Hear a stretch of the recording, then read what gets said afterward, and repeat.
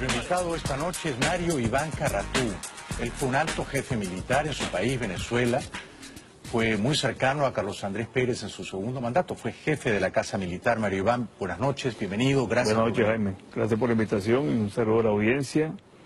Y por otra parte, agradecerte a ti y al equipo de la planta por el trabajo, la dedicación que han expresado para dar a conocer el problema venezolano y apoyar a los venezolanos. Gracias. Desde aquí, en todas partes del mundo. Es nuestro deber.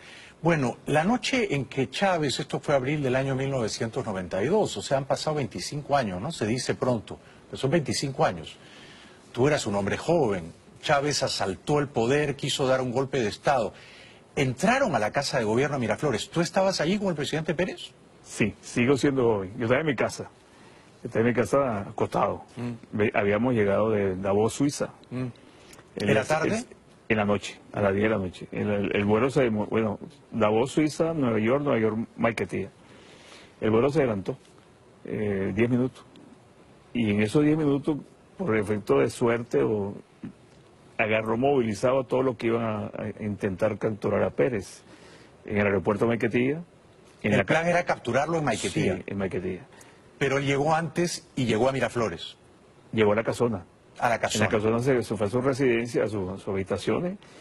Y ahí también Rodríguez Torres, que está ahorita Sí. por ahí candidato a presidir la nueva grupo de los centauros en Venezuela con la fiscal. Sí, está crítico con Maduro ahora, sí. Sí, ahora. Y después en Miraflores lo intentaron agarrar, capturar. Y posteriormente hubo una serie de amenazas de muerte, de bombardeo, de cohetes, de tumbar el avión presidencial, secuestrar a sus hijas. Pero digo, cuando ellos entran en Miraflores, tú no estabas ahí todavía. No, yo llego al palacio, el presidente llega a las 12 de la noche. Yo llego a las 12:05 desde mi casa. Él desde la casona. ¿Ellos habían entrado ya a la casona? Sí, habían rodeado la casona. Cuando Pérez sale de la casona, estaba la casona rodeada y Rodríguez Torres ordena que no disparen al carro presidencial. Pero la orden de Chávez era matar a Pérez, ¿no? No, es que si no lo matan, o sea, si no lo intentan asesinar en ese momento, él no se iba a dejar agarrar. Él estaba armado con una ametralladora en ese momento. Ah, caramba, con una ametralladora. ¿Y Sí. sabía dispararla? Muy bien, disparaba muy bien. ¿Y tú corriste a dónde? Yo salí de mi casa, entré en mi oficina por la parte trasera del palacio y cuando salí al despacho presidencial, entrando al despacho, estaba Alfaro Cero, un senador ya fallecido, y el ministro del Interior. Escuché un ruido afuera, en la parte externa. Cuando salgo a ver que eran 5 tanques Dragón que estaban entrando, ametrallando las paredes y las puertas del palacio. ¿Y hubo muertos, digamos, en el vestíbulo, en la antesala del despacho presidencial? No sé si fueron 7 o así. En el despacho, en la antesala, se llama así, hubo 2 muertos. Y en el palacio en general hubo 5 muertos más 30 y pico heridos. ¿Esos 2 muertos en la antesala del despacho de Pérez eran soldados que protegían al presidente? Eran guardias nacionales, paradójicamente. Guardias nacionales, Sí. que fueron abatidos por los golpistas. Por los golpistas. Los golpistas, Y ¿no? todos los soldados que tomaron el palacio fueron llevados engañados, porque después que ellos se entregan, yo hablé con los soldados. Sí, eran 215 soldados, hablé con la mayoría. Y ellos me decían a mí que lo habían llevado engañados. No sabían que era un golpe de Estado. No, ellos iban ¿Por qué a proteger al presidente. ¿Por qué fracasó el golpe, en poquitas palabras? Por incapacidad de los oficiales del ejército de manejar las funciones de comando. Todos. O sea, porque los golpistas eran unos torpes, Exactamente. unos incompetentes. Bueno, Chávez era reprobado en el Estado Mayor. Fue ascendido por Nunca secretaría. fue un alumno destacado Chávez, ¿no? Un buen deportista, y en las escuelas militares a los buenos deportistas le dan ciertos privilegios. Y ¿En qué circunstancias lo conociste? ¿Antes de ese golpe fallido ya lo habías conocido? ¿Lo tenías en el radar? Yo lo conocí cuando estaban presos en San Carlos, que el presidente Pérez me envió a que verificara cómo estaban los derechos humanos de los presos. Pero se daba la gran vida en la prisión, ¿no? Totalmente. Comparado con lo que son ahora los presos políticos. Totalmente, total y absolutamente. El comandante del penal era parte de la conspiración. Sí, claro. José Vicente, que era un periodista muy conocido y famoso en Venezuela todavía. José Vicente Rangel. Sí. Pero además le llevaban comida exquisita, recibía No, y visitas. visitas de muchas mujeres, artistas, y hombres, y niños. A ver si Leopoldo los López- niños disfrazados de soldados, los pequeñitos. ¿Y Pérez no tenía a Chávez en el radar peligroso antes del golpe fallido? Porque Pérez era muy intuitivo con los no enemigos. quisiera perder el programa en eso, pero te voy a decir sinceramente, la cooperación militar comienza en el 83. Tanto tiempo antes. Y ellos, sí, eran los notables. No era Chávez, Chávez era estudiante o recién graduado. Pero él particularmente, y todos los que se alzaron, permanecieron en la Academia Militar durante 12 años. Fueron 12 años formando los golpistas que ahora son generales y han sido los comandantes de la Fuerza Armada en este periodo. Sí, sí, O sea, 12 años. Tal cual, tal cual. Pasaron desapercibidos, los perdonaron, lo eligieron, lo financiaron, y ahora tenemos este problema gravísimo. Chávez, ya siendo dictador, te llamó y quiso que tú colaborases con él. ¿Por qué te negaste? A mí me llamó un periodista de Benpress, jefe de prensa del Palacio pues, de Venezuela, a invitarme a participar en el gobierno como embajador. Y los generales me llamaron también, un día que yo estaba cumpliendo años, estaba en un local, un restaurante, se acercó el gerente general, que es parte de la Guardia Presidencial en este momento, y le dijo a mi esposa, yo quiero que el almirante regrese al gobierno. Yo le dije, no. ¿Por qué no?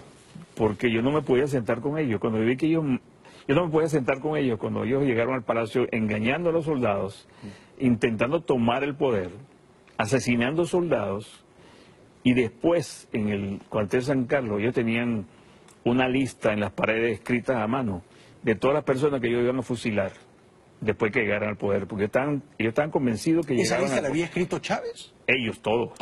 Todos los conjurados. Yo la vi, yo la leí, yo leí parte de la lista. ¿Estabas en la lista? ¿Yo? Sí. Yo no estaba en la lista porque en ese entonces yo era un militar que ya prácticamente estaba próximo a irme de baja. Claro, claro. Aun cuando el presidente Pérez me dijo que me iba a nombrar ministro de la Defensa. No cumplió. ¿Pérez estaba en la lista? No lo cumplió, sí, claro. Claro. No cumplió, no lo dejaron cumplir, porque los mismos miembros del alto mando militar que estaban en la conspiración bloquearon la opción que yo fuera ministro. ¿Fue un error, te pido respuesta sí o no, de Caldera, amnistiar a Chávez? Estaba en la cooperación. ¿Caldera? Urla Pietri, Rodríguez Corro, Escobar Salón. Estaban en la conspiración contra Carlos Andrés el año 92. Monseñor Pablo Moronta.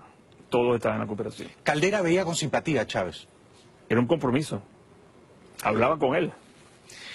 Pero Caldera sabía que Chávez se iba a convertir en lo que se convirtió. Porque Pérez sí lo sabía, ¿eh? No lo podía saber porque él estaba detenido, creo yo. Pero la combinación sector civil de alto nivel en Venezuela con los rebeldes militares era abierta y conocida, y grabados inclusive. Cuando Caldera lo suelta, Chávez viaja a La Habana, elogia con grandes ditirambos a Fidel, se convierte en ese momento en un peón de Fidel. Bueno, te voy a hacer una confidencia que no le he hecho nunca. El presidente Caldera me destituyó a mí. Yo era director del Instituto de Defensa. ¿Por qué te destituyó?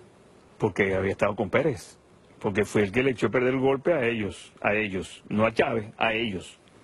Entonces, él me destituye y yo le digo al ministro, yo quiero hablar con el presidente. Y el presidente está en la obligación de recibirme. ¿Te recibió? Sí, una hora. ¿Qué le dijiste? Yo estuve una hora en el Palacio hablando con él. ¿Hablaron de Chávez? Yo no hablé de Chávez porque estaba preso, pero le dije, usted estaba en la cooperación. ¿Y él qué dijo? Se quedó callado, no hablaba casi. Para mí fue un gravísimo error. Y al final me dijo, no se preocupe, yo a usted le voy a dar un cargo importante. Me sacó para Washington. ¿No cumplió? Me exilió. No, claro que no. Yo era el segundo militar en Venezuela en ese entonces en antigüedad. O sea, de la cúpula militar, yo era el número 2. Amnistiado Chávez e inmediatamente cooptado, seducido, intelectualmente aprehendido por Fidel Castro, ¿fue un error de Estados Unidos negarle la visa a Chávez? Yo pienso que los de Estados Unidos han cometido varios errores con respecto al gobierno de Chávez. Pero ese fue un error importantísimo. Yo recuerdo que yo quería hacerle una entrevista a Chávez. Chávez quería venir a Miami y los gringos no le daban la visa. Y otro error importante fue negarle la entrada a Colombia y negarle la entrada a Panamá. Se fue para Cuba. Exacto. Y le quedó un rencor. Exactamente. Y Fidel, que tenía el objetivo puesto en Venezuela y en América Latina, pero en Venezuela lo agarró como en bandeja de plata. Claro. Y de ahí, bueno... De ahí pasó lo que pasó. Vino todo lo que ocurrió. Pasó lo que pasó. Ahora, ¿a Maduro tú lo has conocido en persona? Sí. ¿En qué circunstancias? Yo tuve 2 entrevistas en Globovisión en ese periodo que posterior a que Chávez llegó al poder. Ya Chávez, dictador. Y no entrevista. Hay un programa que se llama Blanco y Negro, que entrevistaban a dos personas, uno del gobierno y uno de la oposición. ¿Debatiste con Maduro? Sí, el programa era para hacerlo en 1 hora y se hizo en 9 horas.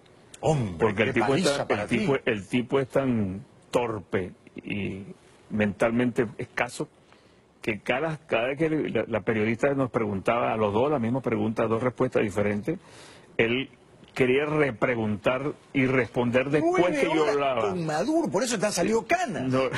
9 horas con Maduro. No, también fue los años. ¿Y cuál fue la impresión que te llevaste de él? La más poderosa impresión. Tú dijiste, ¿este tipo es qué? Este es un brutazo. Es un bruto. Torpe.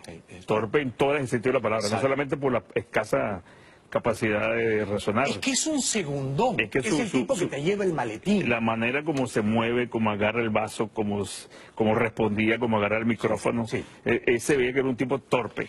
Pero notaste que era un comunista instruido a diferencia de Chávez, porque Chávez no era un comunista, Chávez era un caudillo. Sí noté que era formado, tenía argumentos comunistas para responder y todo caía en ese argumento comunista, el dominio de las masas, el dominio del nuevo hombre latinoamericano, exacto. Esa cantidad de cosas, y en Venezuela pues no se dieron cuenta. ¿Por qué Chávez eligió a Maduro y no a Cabello? No fue Chávez, fue Fidel Castro. ¿Y por qué Fidel le dijo a Chávez, es Maduro el sucesor? Porque aparentemente era un hombre manejable y, por otra parte, tenía el rechazo de los centauros. Los centauros son los militares de Chávez. Sí, los golpistas del 92. Entre ellos el capitán Cabello. Y refuerzo esto que tú me estás preguntando porque cuando Chávez muere, y lo están haciendo el simulacro de enterrarlo en el Museo Histórico Militar, el que tome el juramento frente al catafalco, al féretro de Chávez, es Rodríguez Torres. Y Rodríguez Torres jura ante ese cadáver que van otra vez al poder. Eso es un acto que casi nadie ha observado. Y después Chávez, antes de eso, disculpa esa parte, antes de eso Chávez, cuando sale hacia Cuba, en el último viaje, como me lo cuenta un militar presente, él llama a Maduro. Fines de 2012. Sí, él llama a Maduro por el brazo y lo trae a él y le dice, yo quiero que tú me traigas al gobierno a Rodríguez Torres. Es un hombre muy útil. Rodríguez Torres había hecho carrera en la DICIP durante casi 14 años, 12 años, y torturaba a todos los presos. Claro, Era el que dirigía la tortura. Sí. Inclusive el expediente mío no fue él. Tenemos que ir a la publicidad, pero es interesante lo que has dicho de que los centauros no quieren a Maduro porque Cabello es parte de los centauros. Después de la pausa le voy a preguntar a Mario Iván Caratú si Maduro va a caer pronto y en qué circunstancias. No nos dejen solos, ya volvemos. Estoy conversando esta noche con Mario Iván Caratú, que está muy bien informado, fue jefe de la Casa Militar con Carlos Andrés. Bueno, la pregunta que mante es, ¿crees que Maduro va a caer pronto? Sin duda que sí. En el año 2014 a mí me hizo una entrevista el ABC de Madrid. Y en esa entrevista yo dije, porque tenía la información fresca del sector militar, del alto mando militar, o de los altos mandos, que Maduro salía por una medida profiláctica, porque no lo aceptaban.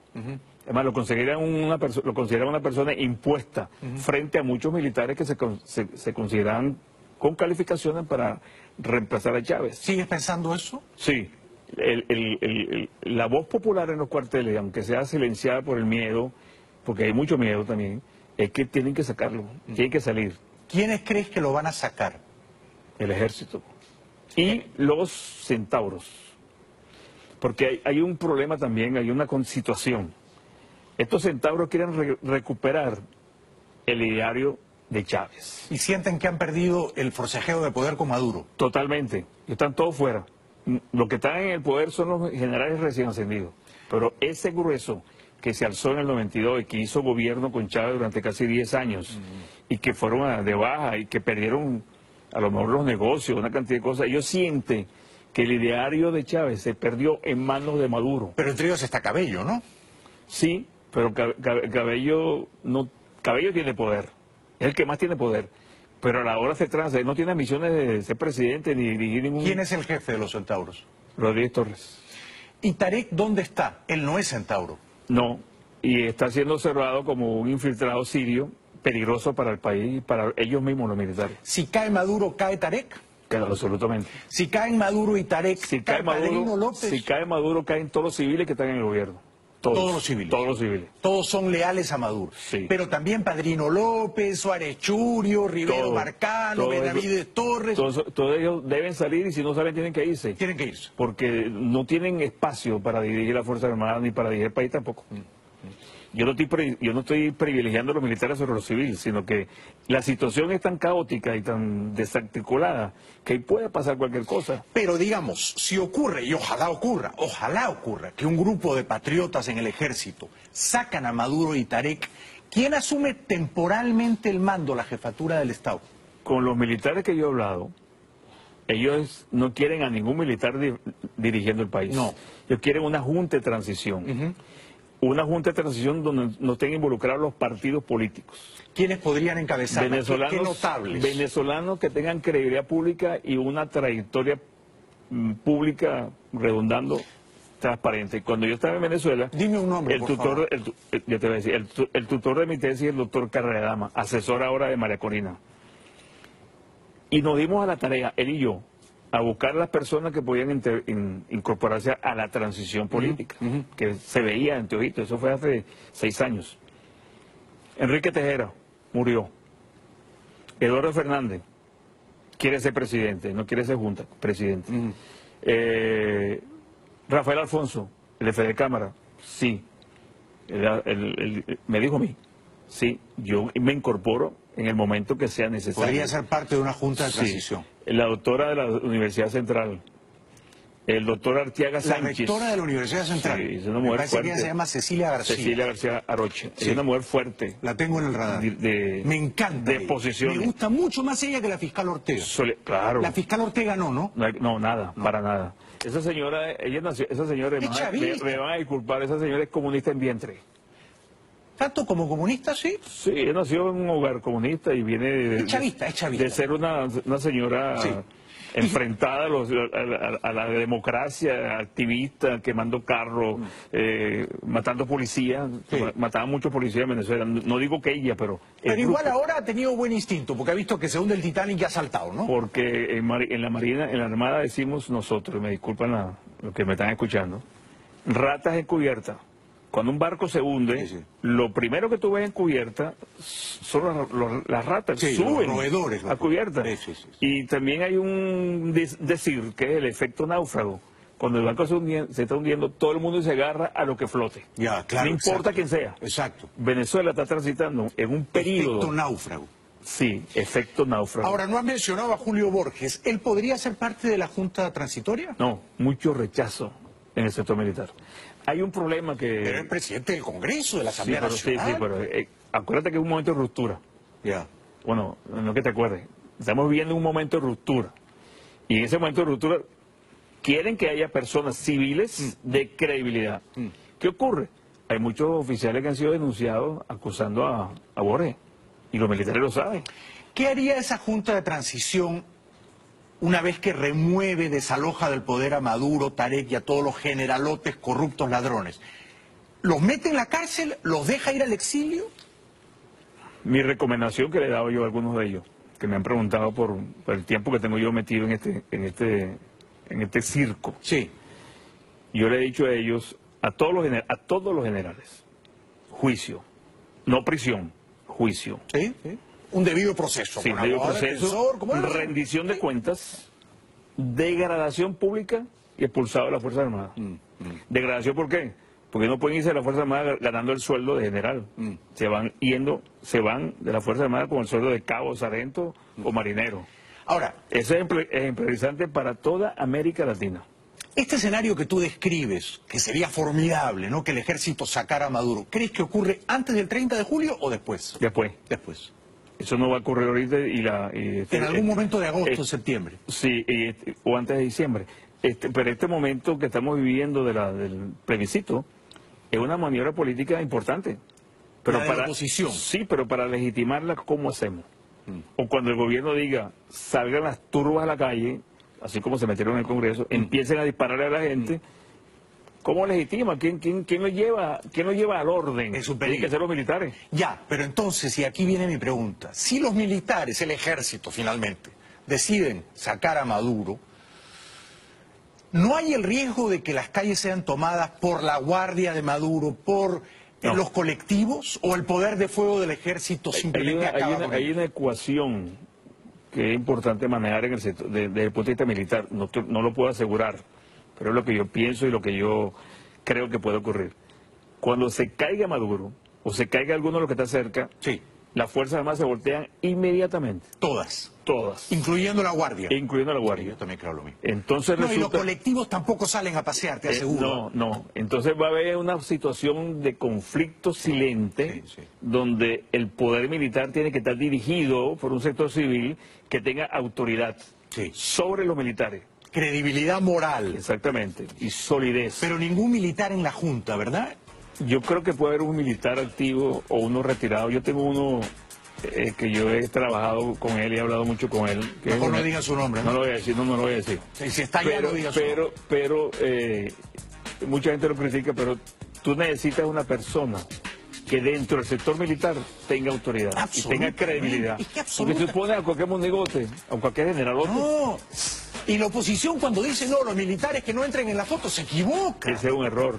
Tremendo. Error. Vuelve pronto, por favor, que no me queda tiempo. Eres un gran venezolano, eres un gran patriota. Yo Gracias. conocí a Carlos Andrés Pérez, celebro que haya sido su amigo leal hasta el final. Gracias por la invitación. Gracias, Mario Nuevamente, Iván Carratú. Gracias. saludo a la audiencia y